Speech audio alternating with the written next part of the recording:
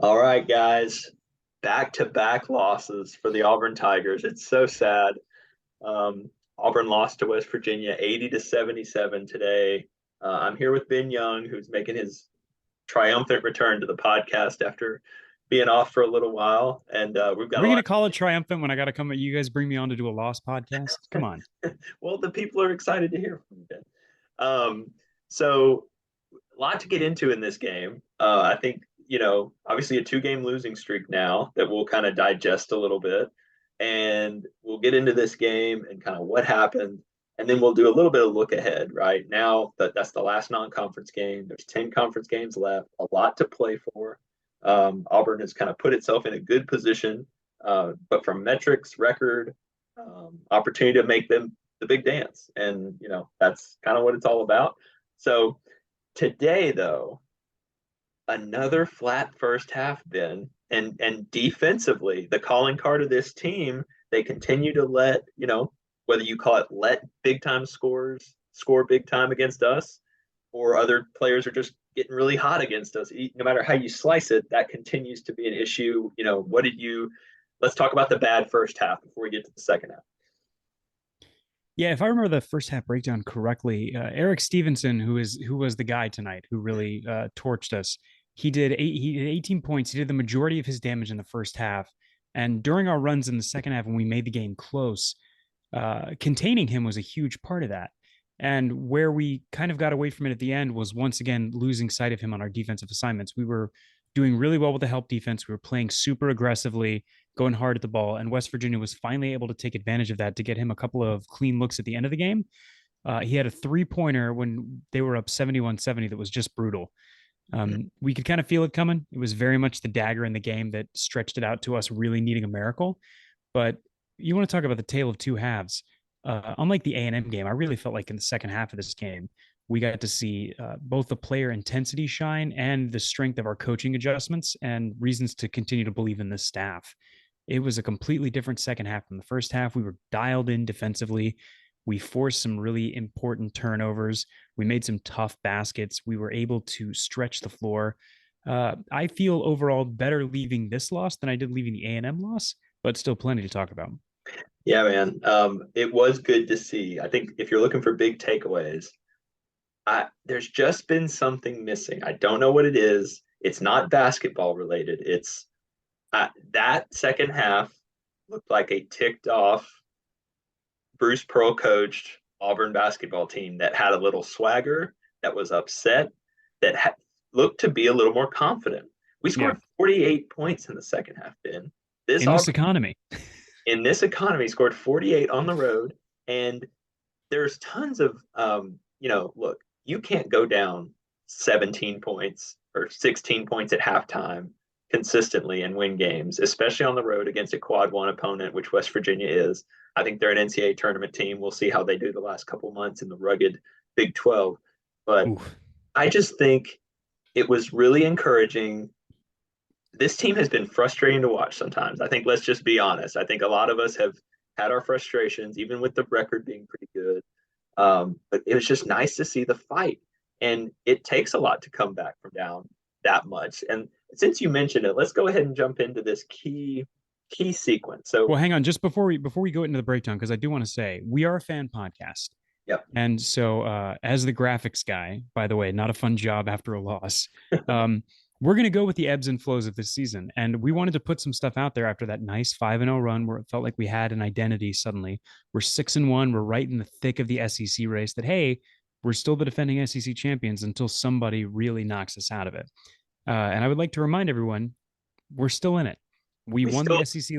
we still control our own destiny in it. Not only do That's we right. still in it, so I know that sounds crazy. No one thinks that's going to happen. But look, if we can beat Georgia, that's the halfway point of the SEC schedule, and you've got everything in front of you to try to prove why we should even belong in that discussion. And that's really all you can ask for. Bruce said this week, um, this is about as hard of a 10 or 12 game gauntlet that he's seen in a while that Auburn has to play. But he said, this team hasn't been perfect, but they've put themselves in position to earn their way in, right? To Mhm. get some key wins. Now, that's what hurts today, right? That's a big quad one road chance against a team that, quite frankly, isn't Tennessee or Alabama level as to this point in the season. And we almost stole it, Ben. We came so close to having a great come from Oh behind, yeah. momentum building, confidence building victory. We hope they can still take some confidence out of it, but we'll see. And let's remember too that just like A&M, West Virginia played a first half for the ages. They Yeah. were over 50% from the floor. They were over 40% from three. And they cooled off in a big way. They really only had one guy that beat us from behind the arc, and that was Eric Stevenson. Um, but both of them shot the lights out, and that was what it took to really run away from this team. So I think Jackson tweeted out about the midway point of the second half that the sky is falling. The sky's not falling yet. This is the way college basketball goes, and that's part of what makes it so exciting. Is you can have these games where, in front of the right crowd in the right environment. I mean, I went going back and watching that first half. Stevenson found a spot on the floor where he knew his stroke, and he got to it 4 times. And every single time he was on that left side of the arc, Mm-hmm. it was money. It was money. And guys can have nights like that in college basketball. And that's part of what makes it so special.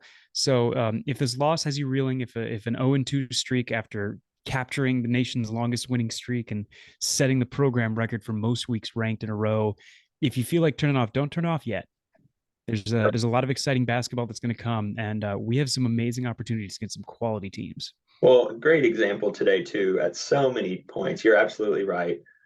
You know, uh, all of us in our group text were pretty much done. I never say the game's over just because I've seen in too many things. But so there was late in the first half, we really let that game get out of hand, and that looked really bad.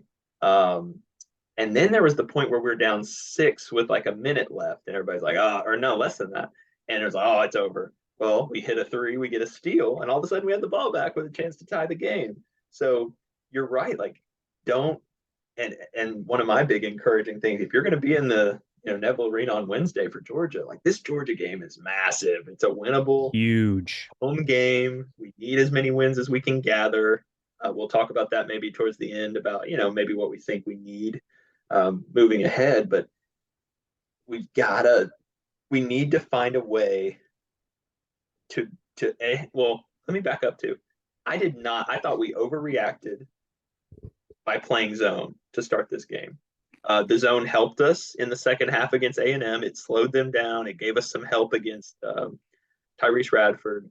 I did not like starting in a matchup 2-3 zone to let Stevenson pick his spots and get hot. Now, I'm not saying the zone's why that happened, but I personally still think this team at its core, at its best, is a really solid man-to-man team. And I just thought it was a little, I wouldn't have started with it. And we mixed man and zone in this game. And I didn't think our staff really felt good about either for a lot of the game. So they were trying to figure out what would work. But personally, I didn't like that. I think it let him get a little warm. And if we're going to play zone, you've got to play it right. And you can't, it wasn't just Stevenson. I know, the rest of the team was 2 for 10 from three. One of them was literally the guy had 5 seconds to shoot a wide open three. Like nobody rotated over. We're just not as, Yeah. we don't play zone all the time. So it can be used as a weapon. I just didn't like that we started with it. And again, another game where you go down pretty quickly in the first half. And this team, I mean, they showed they could come back. That's one of Jackson's big takeaways. They showed that they could kind of rally from down 17 in the second half, but we just didn't start well enough at all today. The trickiest part for us early, if you want to get into a little bit of player breakdown, was Janai Broom. Early on, we got him some Yep. fantastic looks inside. He got some great one-on-one matchups. He was whiffing early on offense, and on defense, he was getting cooked by Bell inside. We've kind of known throughout the course of the season that Janai's offensive game is a little more evolved than his defensive game. Um, or maybe I shouldn't say that. Maybe I should say I was spoiled by watching Walker Kessler last year. Yeah. Yeah. But we particularly in the second half saw some more of those elite offensive moves from Janai. His ability to finish, his ability to find those one-on-ones, check his hips in and get to the basket. He wasn't able to hit early in this game, and that was what got us down. I think we were down 8 within the first 5 minutes. Yep. And we were in a situation where only Jalen Williams for about the first 7 minutes of this game had hit a basket. Mm-hmm. Um, and we're not going to win like that. I love that Jalen was shooting early. I love that he got himself to the line, but everything keys off of our ability to score inside. And we had half of that tonight with Jalen, but we were missing it with Janai in that first half. It's a great point, and Jedi was terrific in the second half. He really Oh was. Like yeah, oh he yeah.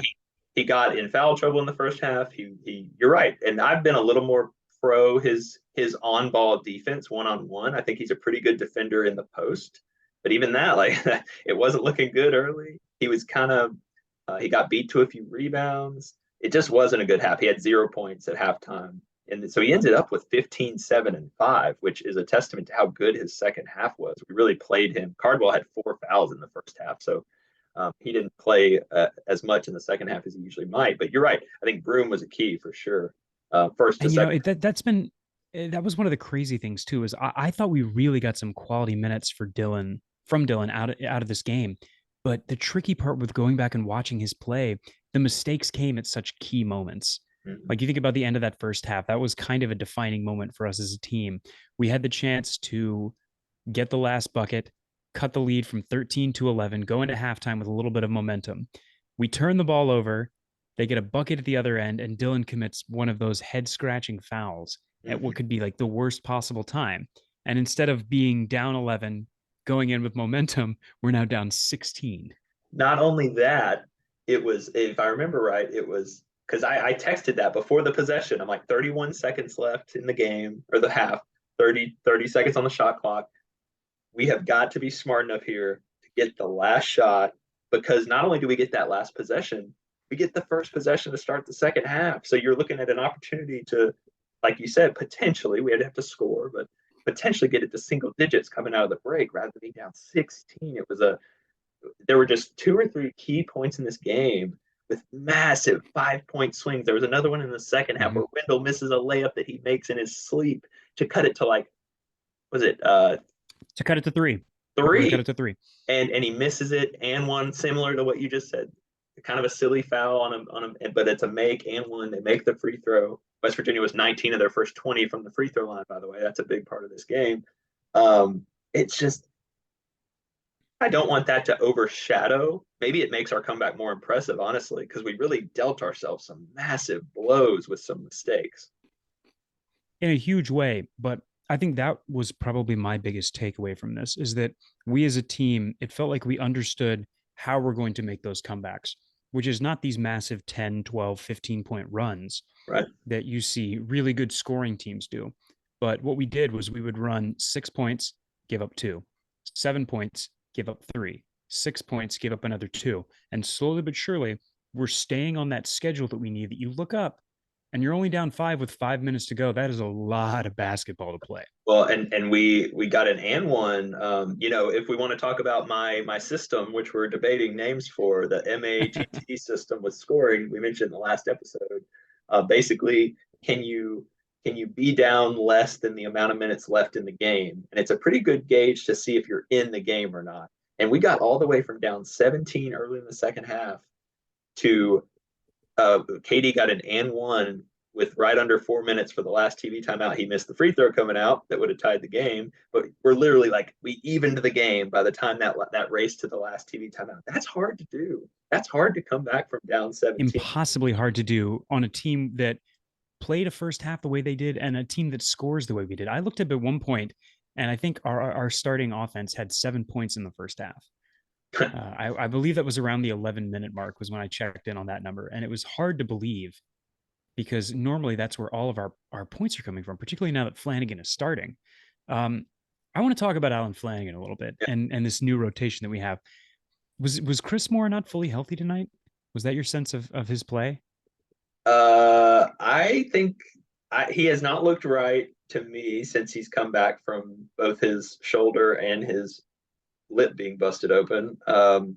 He only played 8 minutes, and I'm pretty sure, exclusively only played behind Jalen again at the four. Yeah, that looked like he was mostly at 4. Yeah. Um, so Leors continues to do a really nice job with those backup 3 minutes. But yeah, Chris doesn't look like he doesn't look like he's not really bringing the things that we had come to really like that he was doing for the gritty, tough rebounds, putbacks, make a couple threes. He was great from the free throw line. He's just been pretty quiet, you know? Yeah, and initially, like looking at this set and looking at kind of what our twos look like now, it's been an interesting combination with Flanagan playing so much at the three for us, where normally he is kind of our facilitator and also our scorer in that second group. So much of the time, the ball is moving through Flanagan's hands, even when we have Trey as a backup point guard on the floor. And Mm-hmm. I think losing that has kind of hurt us in a big way. He was such a fantastic sixth man, particularly when we could get him the matchups that we wanted, and really really clean looks from three. And it feels like having to move him into the starting lineup is doing us a disservice in a real way. We didn't get any Johan minutes tonight. Once again, we're without Chance Westry minutes. Trey Donaldson was our only freshman that played. We get some quality minutes out of Trey tonight, Yeah. but it feels like we've been forced into a rotation that maybe Bruce doesn't quite know what to do with.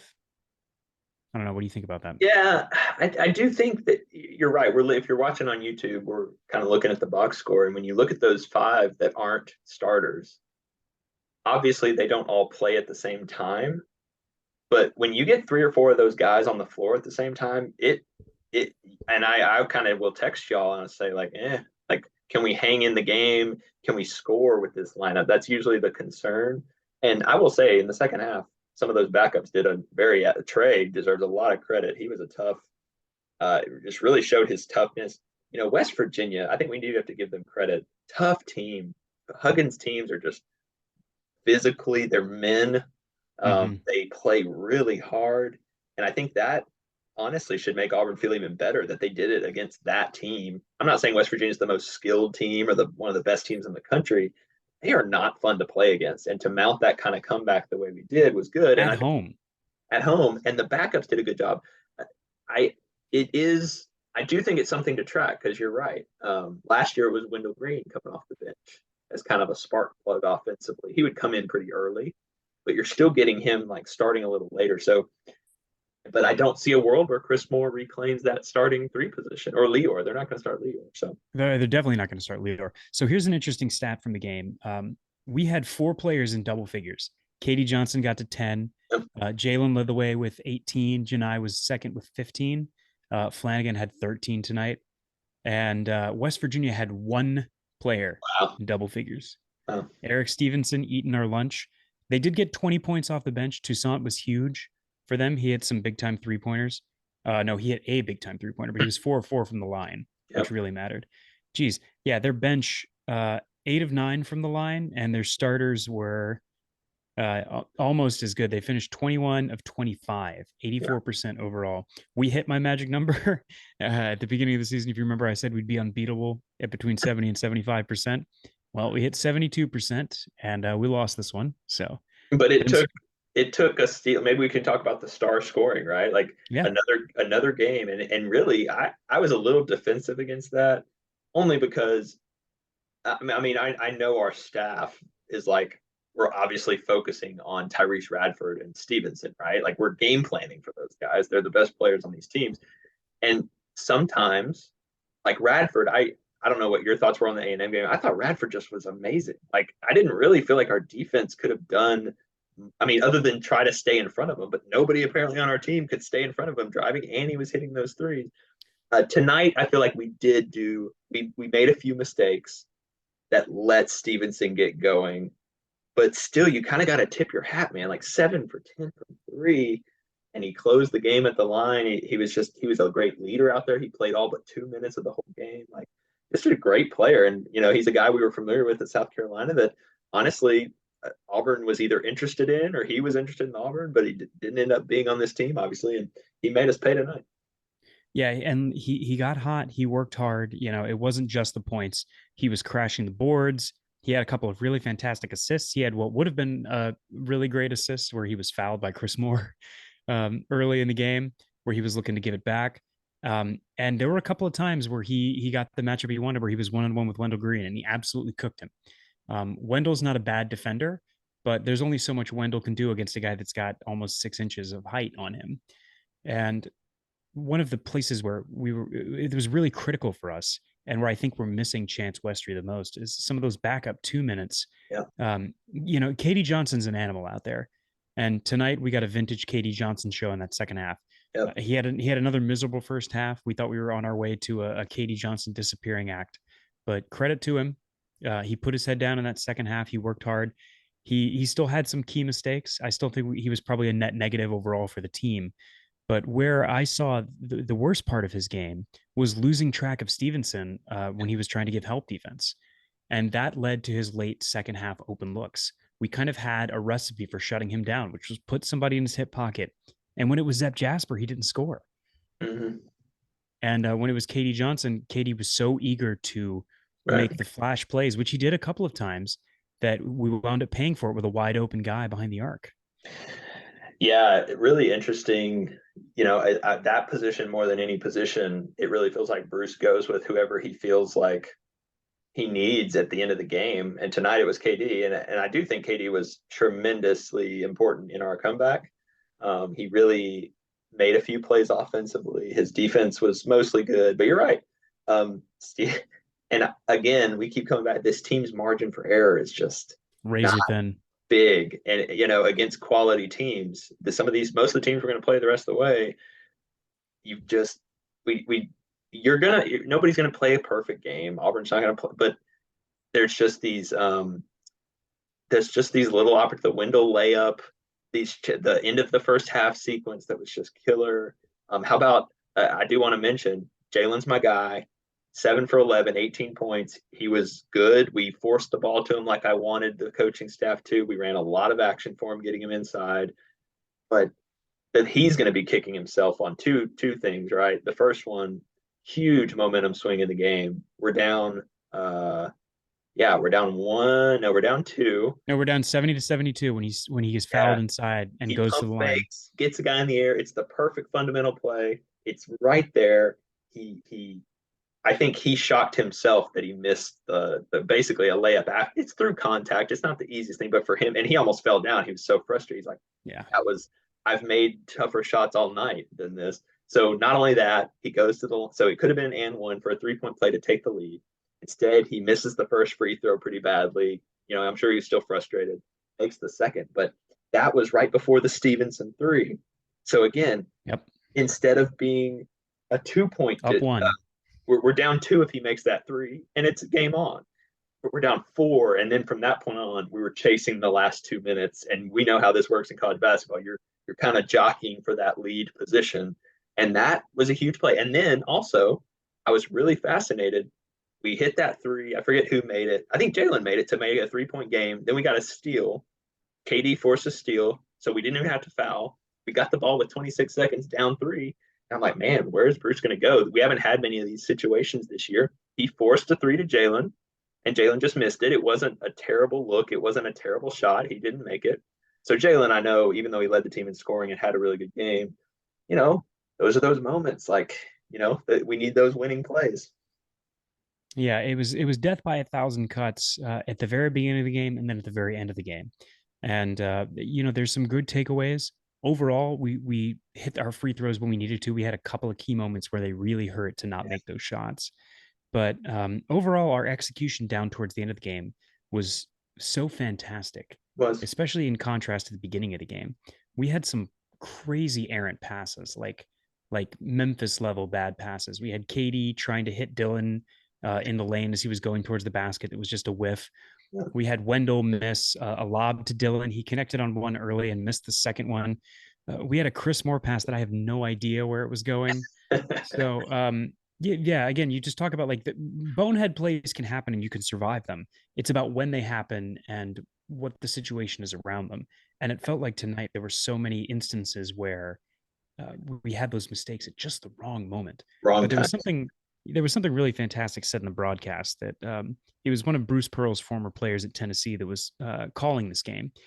And he said something Bruce preached over and over and over and over again is do not let your offensive ability impact your defensive intensity. Yep. And that, to me, was the biggest takeaway, particularly in that second half. We were still struggling offensively. We had a lot of opportunities to make the game closer than we did. And even when they came back and hit one in our face that broke up the run, we didn't stop. We didn't stop believing. We didn't stop working.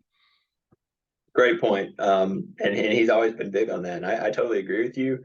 I actually think, look, it's no mystery. Sometimes we can complicate things with all these stats. You know what we did in the second half? We shot the ball better. We got better looks, probably because our offense was in front of the staff on their side of the court, which that seems to be happening a lot.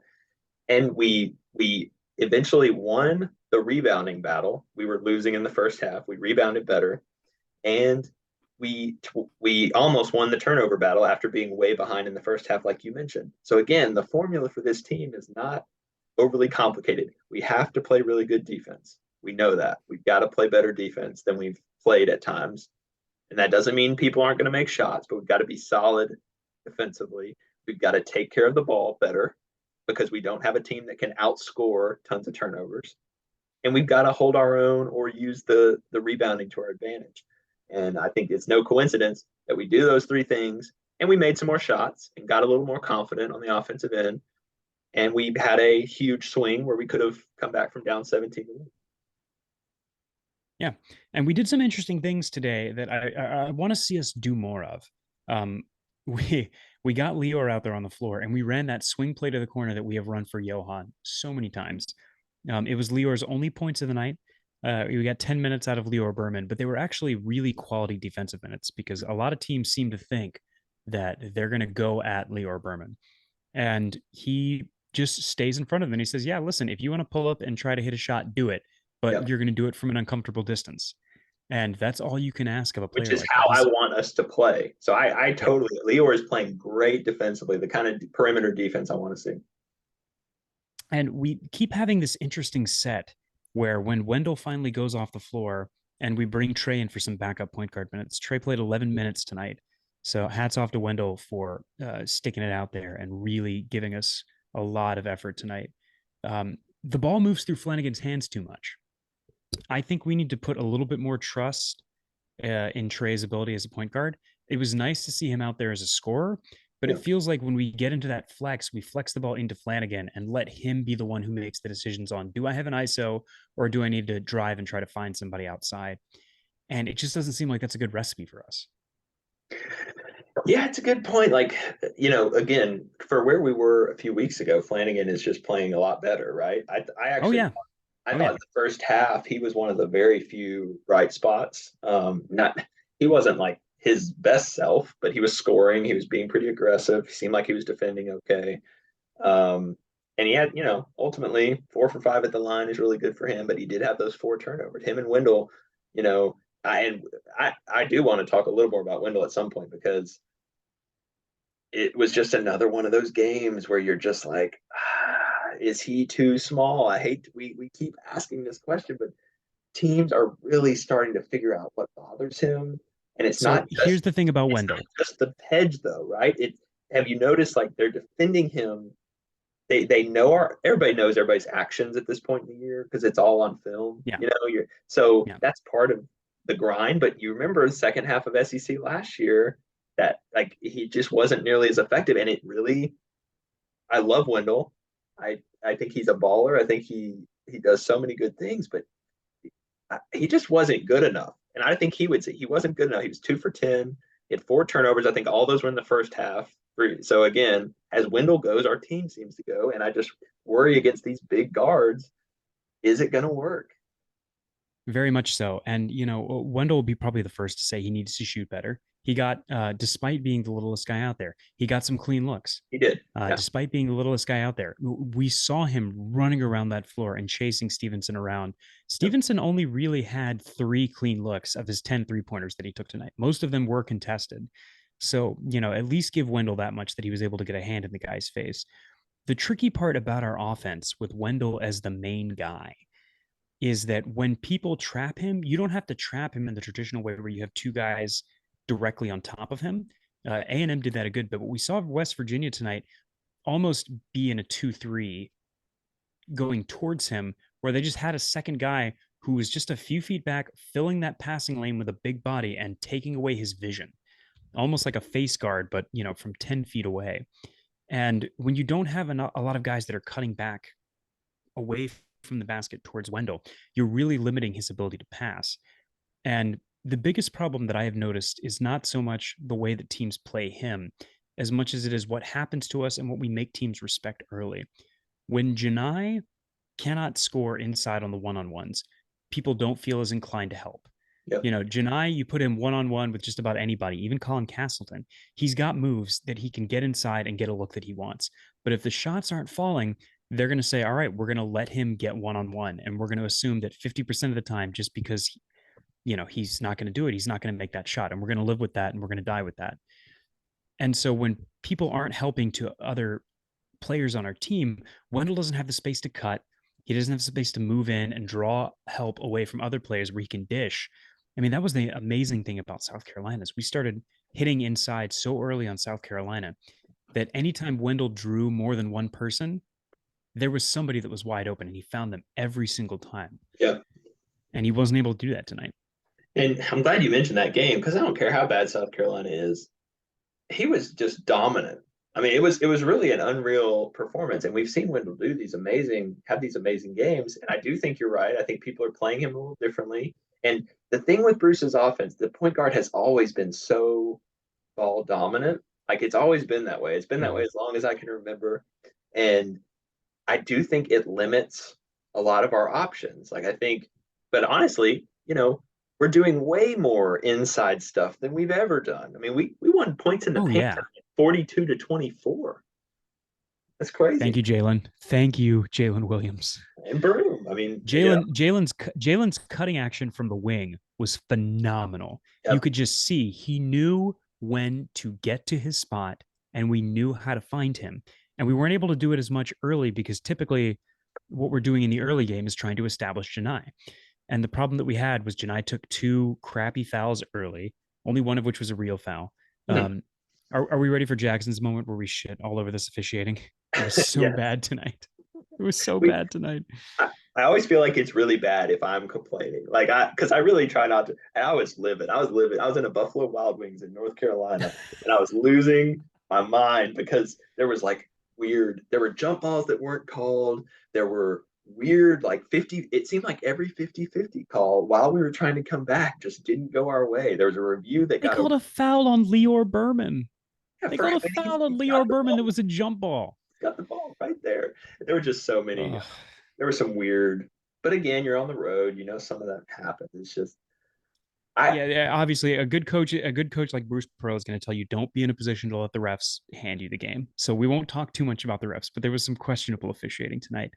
But speaking to your point about Bruce's ball dominant point guard, I want us to start trusting Trey Donaldson in that role.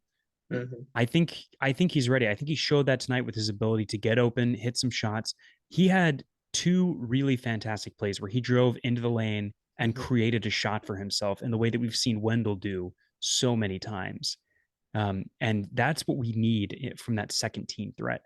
I don't think Flanigan gives it to us as much, partially because Flanigan is a cerebral player. And when you see him at the top of the key, flex into his ball handling position, he's reading the floor. And so that slows the game down into our half court. He's trying to see where guys are lining up, who's going to be open when he makes the drive on the cut, or is he getting a one-on-one look to try to go to the basket? And I think Trey gives us a little bit more of a dynamic, instinctual player at the point, the thing that we need from Wendell when he's playing at his best. We've seen pretty much all year, offensively, we're not a great half-court team. You have thoughts? No, I agree. Well, we're not great in half court. I don't. I think you're onto something though. I think the reason, and I was so happy with Trey. If teams are going to be up in our junk trying to force turnovers at the point guard position specifically, you have to expose that and drive. And he got to he was 3 for 4. Every one of his shots tonight was under control. It was really smart basketball. And Wendell is just a little smaller, and it's a little harder for him to find that mid-range game. And quite frankly, the scouting report, I think, on Auburn is take away Wendell Green. And if Wendell Green doesn't play well, this Auburn team is going to struggle to beat you. So he's getting a lot of that attention. But you're right. That's what we need. And for it's different for Flanagan, like you said, because people are fine if Flanagan takes threes. Like right now, I know he's hit more lately. Teams are not worried about Alan Flanagan jacking up from three. Now maybe they will later in the season if he starts continuing to make more, but they would rather give up that three to Flanagan. They're not going to play him as aggressively on the perimeter as they are Wendell and Trey. Yeah, and again, like Flanagan, when Flanagan's making his own shot, it is driving. It is using his athleticism. It's using the big body that he has that so many of our other players don't have. Him as a spot up shooter in the way that KD will try to be, the dribble between your legs 1,000 times where we all go, all right, shot's coming, get ready for it. That's not his strength. His strength is our one remaining flying tiger that we still have on this team. A lineup that we haven't gotten yet because we're starting to, particularly with the Chris Moore injury, when the twos come in, is leave one of our starters out there. Yep. Sometimes it's Janai, sometimes it's Zep, but we Jalen. haven't. Yeah, sometimes it's Jalen, and sometimes it's Wendell. But one of the things that we haven't done yet is slide Wendell over to the two and bring Trey Donaldson in as a point guard. True. And if there's an adjustment that I would love to see over the next couple of weeks, I think it's that. I think it's take the ball out of Wendell's hands at the start of the play, let him move around, let him cut, maybe find him a little later in the flex when you can get him into a one-on-one rather than having him bring the ball up the floor and see what happens. That would be interesting. I think and there are fair arguments to be made. There's a lot of people mad that Bruce is playing 10 guys at this point.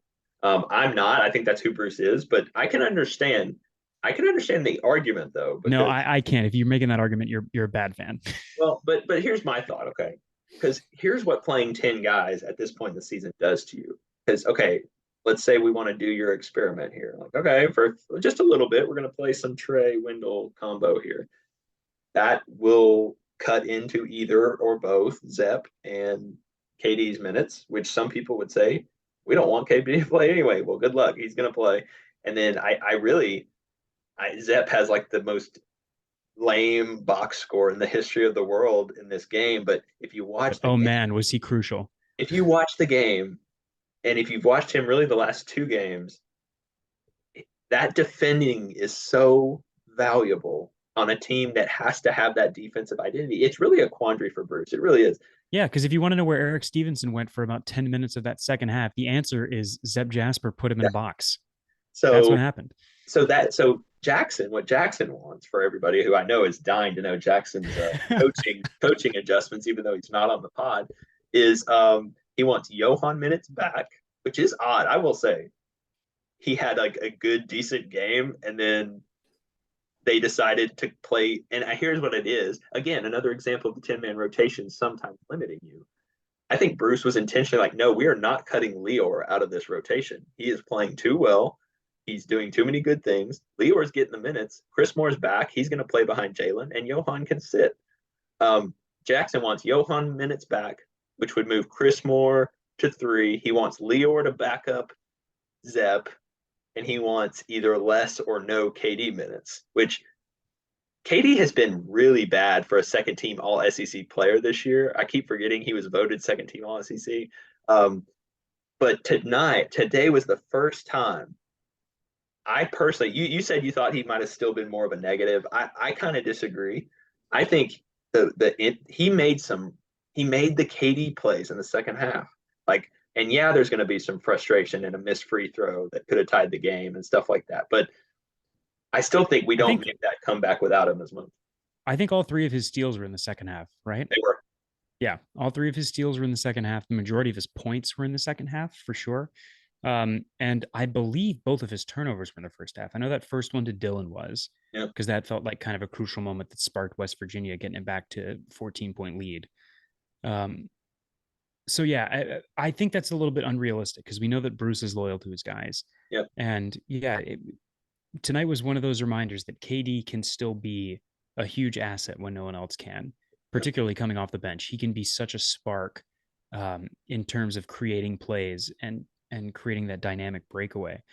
But I think it's hard to say because again, we just played two teams that shot the freaking lights out and shot better than they have all year. We know West Virginia's surging, and that A&M is a good team, but A&M was not as good as they played against us. Correct. I think you're going to see that down the stretch. But so it's dangerous to overreact too much to these two games, although Yeah. they were for NCAA tournament seeding, they were crucial games. But let's just go ahead and tell everybody at home, give up dreams of a 5 seed. Unless we go on a magical run and win the SEC tournament, we're looking at 6, 7, 8, Well, possibly 9. let's maybe use that as a springboard, right? Because Okay. the seeding is totally.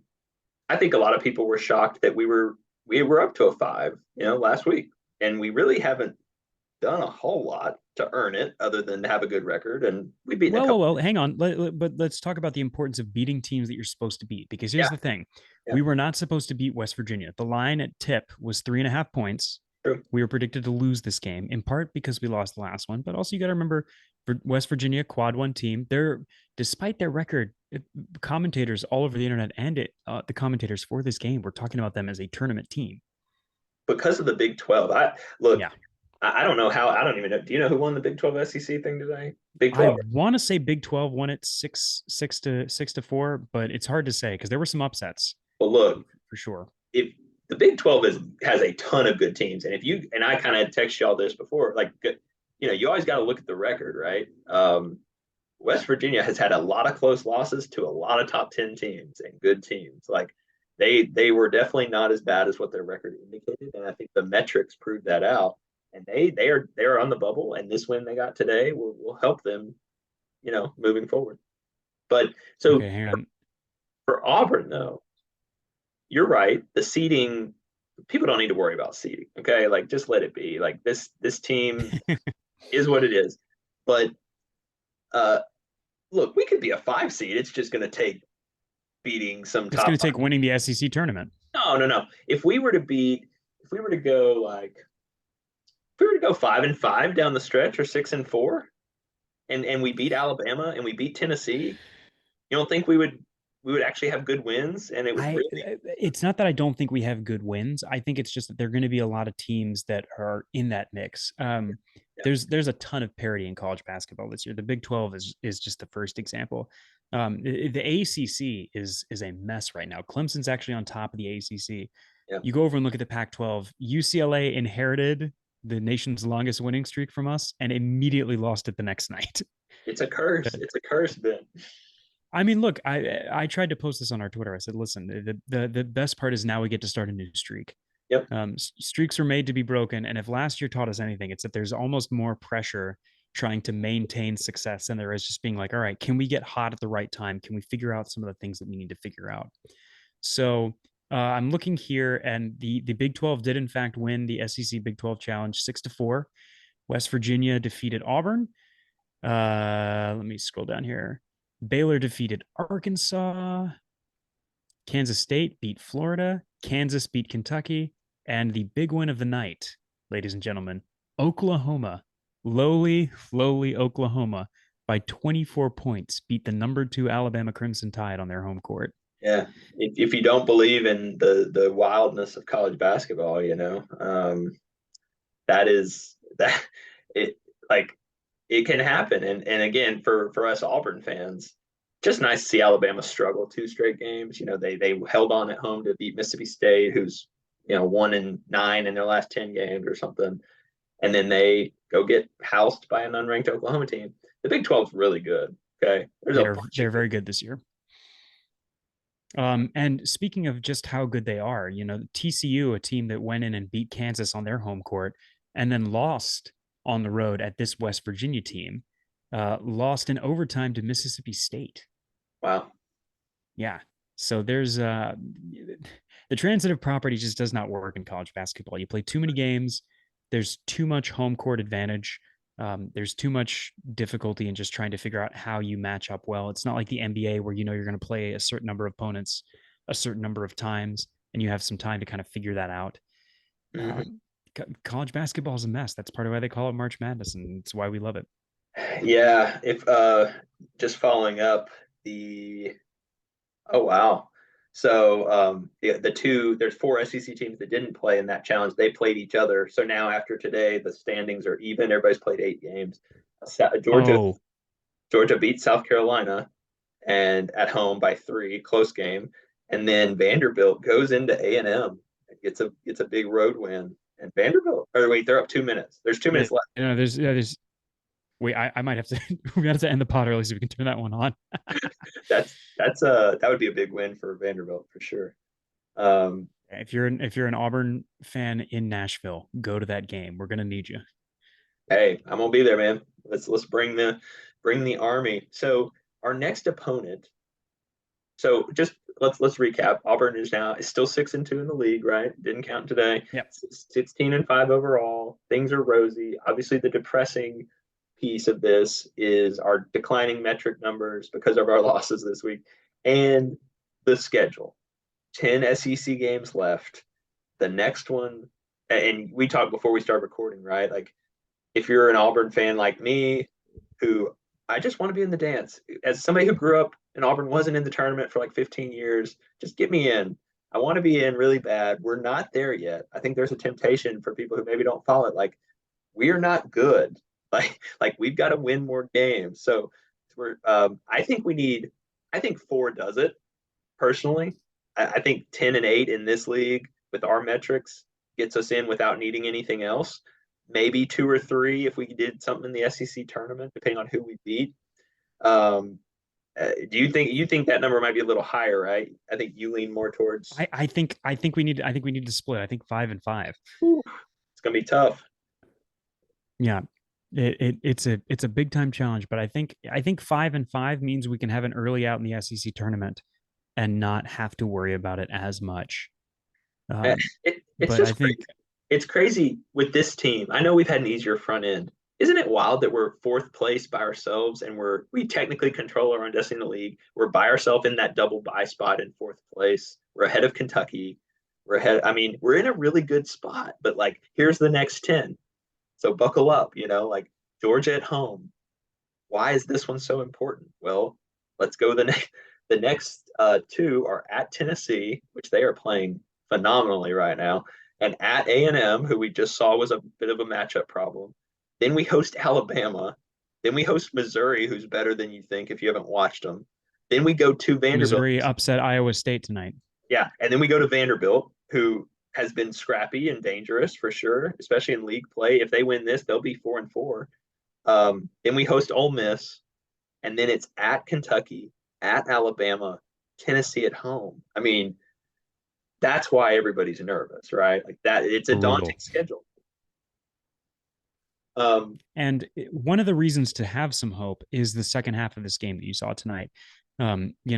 We've talked about all year. I think this is our first time mounting any sort of double digit comeback to yes, bring a game that was that far gone within reasonable distance. The USC game, I don't believe ever got above 8 or 9 before we tried to push and make it close. The Memphis game, I think they were up by 10 at one point, and then we never really got closer than 6 or yeah, 8 it was going down the 6 with like stretch. 3 minutes left. That's as close as we got. Yeah, Yeah. Yeah. So we saw some things tonight. We found a new way to lose, but I also think very much we found a new way to win. Um, and that was settling in, not shooting ourselves out of the game, and really, really getting in there and playing lockdown defense. One of the things that we're missing from our freshmen that we really need is that defensive length, but we don't need it all the time. We got a ton of it out of Zep, and we got a fair amount out of it out of KD. I think if we're not down 16, I think if we're only down 11 at halftime, I think we win. I really think we win this game. I agree. And so many things in the second half that could have. And look, you and I were texting like we didn't catch breaks. I mean, there might have been one or Stevenson dribbled it off his leg once, and like we had some weird things, but it felt like all these. It was really an impressive comeback because a lot of times when you have a big comeback like that, you get some help. Somebody fouls out, somebody gets a technical, or so like weird stuff happens. We had to like almost fight against these 50-50 like bad luck calls a lot of this Yeah. game. So you're right. Like I just want to see. I'm fine if we lose. I'm not even as worked up about Radford and Stevenson scoring 30 because I think they were just really good players that I wish we had somebody who could kind of do that for us, and we just don't. Um, but here's what we can't have happen. We can't. I want to see some of that energy and that passion. Like we need to see it not down 16, right? Like we Yes. we we need to be the aggressor. We need to be the team that's hungry. Versus teams have always been like that. And I can't put my finger on it. I've just felt like something's off all year. I don't know what it is, but second half was like maybe we're making too much of it. I hope not. I hope it leads to some really good things. It just felt like more like our guys. Like Janai was great in communicating and challenging each other. They were it just felt like a little more cohesive and pissed off. I felt like they were pissed off at the way this Hmm. season and this game was going, and they did something about it against a really tough team to come back on. And you just gotta hope at this Georgia game, y'all. I do not want to get swept It's by huge. Georgia. It's We huge. lost to them. Mike White has had Bruce's number. We're coming back to Neville Arena. We desperately need a win. We just went over the schedule. You do not want to lose this Georgia game and travel to Knoxville and College Station and be potentially scared of a 5, 6 game losing streak. Huge, huge, huge game. And now I hate how much pressure as a fan I'm going to feel Wednesday night. We've got to find a way to beat Georgia, Ben. We've got to do it. I think we can. I mean, the loss to Georgia really felt self-inflicted. We, for the first time in a while, got really far away from our identity. USC had some fantastic players that Georgia did not have. Memphis had a fantastic guard that Georgia did not have. Georgia did have part of the Oquendo, recipe for beating us. Oquendo is pretty good. He's pretty good. I don't think he's the best guard that we played. He scored the fewest. Every time we've taken a loss this season, an opposing team's guard has gone for 25 plus. He went for 26. But the thing that really killed us in that game was I don't think Janai was healthy still. There was a lot of talk about a toe injury that he'd accrued at that time, that it seemed like it wasn't really until that Mississippi State game he finally got over it, and became a double double machine for a bit. But yeah, it's huge. It's huge for momentum. It's huge for where we're at. And it's huge for defining the season. Are we a team that gets swept by Georgia, or are we a team that wins the games that we're supposed to win? And frankly, I don't care that we lost the streak. We're supposed to win at home. Yes. And it's quad two, and Georgia is better than they have been in recent years. We played really bad in that Georgia game. And you heard it if you Yeah. listen to our pod with Jackson and I, we were rethinking all of our it caused us to go to some dark places. And we still were down like 4 with like 2 minutes left. I mean, we were in that game in Athens. It's got to be a bounce back game, and you're right. Like you just have to hope that they stay together. That they found. Hopefully, this is. I hope. I'm sure Bruce went in there and told them after they like, hey, we can work with that. That second half, we can live with that. Like even if we lose games, if we play like that, and if we take some of those positives, we can do that. So massive game. Be ready for the pod on Wednesday. It'll be hopefully we got spoiled last year, man, and a lot of this year with a lot of wins. We're still the most winningest team in the league the last 5 or 6 years, whatever it is. Um, but hey, we want more. We're selfish. We want to, and for me now, yes, we're in the race. We're in the race for everything, but we'll see. We're gonna have to beat some good teams for me to really believe that we're there. But hey, making the tournament back to back years is a big deal. And I think that's personally what I'm starting to pivot towards. Yeah. Everything's still in front of us. We got a lot of basketball left to play, and a new streak at Neville Arena starts Wednesday night. Let's Be do it. there or watch on television, cheer loud. Yeah, absolutely. We don't like Georgia. Let's beat them. Ben, thank you for doing this, man. Good to have you back on the pod. Appreciate all you're doing with graphics and all that. I've had multiple friends, reach out to me and be like, "Dude, what are y'all doing?" With like, y'all are actually doing something cool on social. No offense, Jackson. Sorry. But so Ben's doing a lot of cool stuff. Yeah. Appreciate all he's doing And for the. I'll see you all. I'll see you all in the pod next non-conference season. No, no, no, no. Jackson's shooting percentage in some of these weekends is down with our 3 point percentage on offense sometimes. So we'll see. I think you'll Oh yeah, be. don't be like Jackson, ladies and gentlemen. Don't leave the stadium early. Don't turn the game off early. We're gonna watch all the way through. I think we'll be hearing from you again before the year's over. Anyway, All appreciate right, you. sounds good, man. Where you go? War Eagle, everybody.